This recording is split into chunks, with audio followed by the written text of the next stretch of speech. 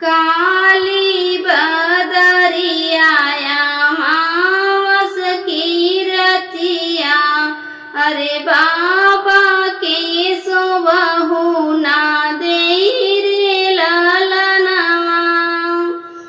काली बदरिया अमावस की रतिया, अरे बाबा के सोबहु ना दे रे ललनवा।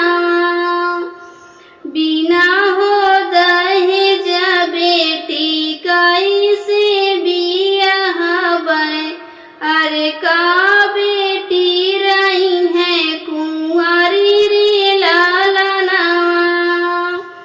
बिना हो दहेज बेटी कैसे बियाह बै, अरे का बेटी रही है कुंवारी रे ललनवा।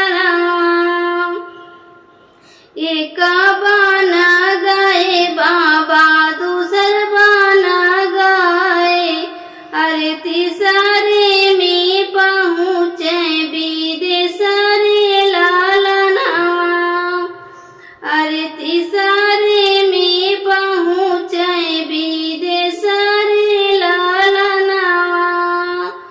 अरे ऊंचे ऊंचे लोगन के ऊंची हवेलिया, अरे ऊंची ऊंची नकारा बात रे ललनवा। अरे ऊंचे ऊंचे लोगन के ऊंची हवेलिया, अरे ऊंची ऊंची नकारा बात रे ललनवा। बेटी की बाबा के नीचे पगड़िया, अरे रोवाई दोनों हाथ जोड़ी रे ललनवा।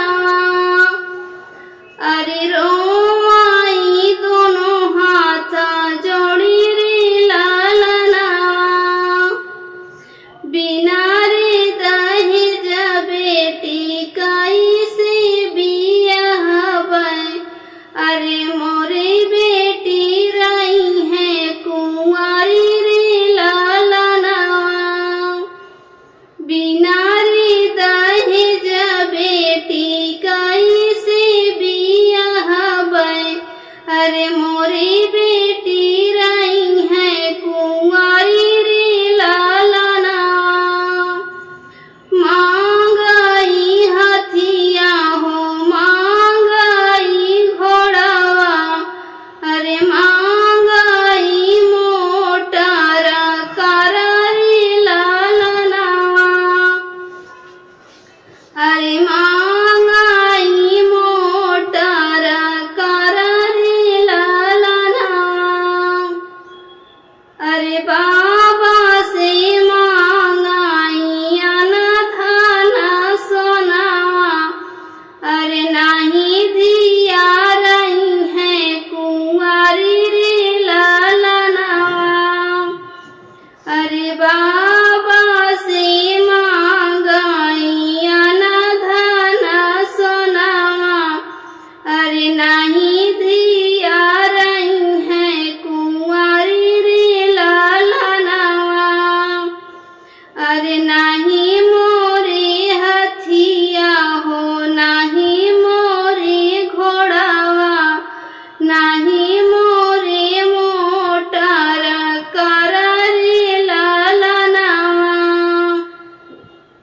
अरे नहीं मोरे हथिया हो नहीं मोरे घोड़वा, अरे नहीं मोरे मोटर कार रे ललनवा।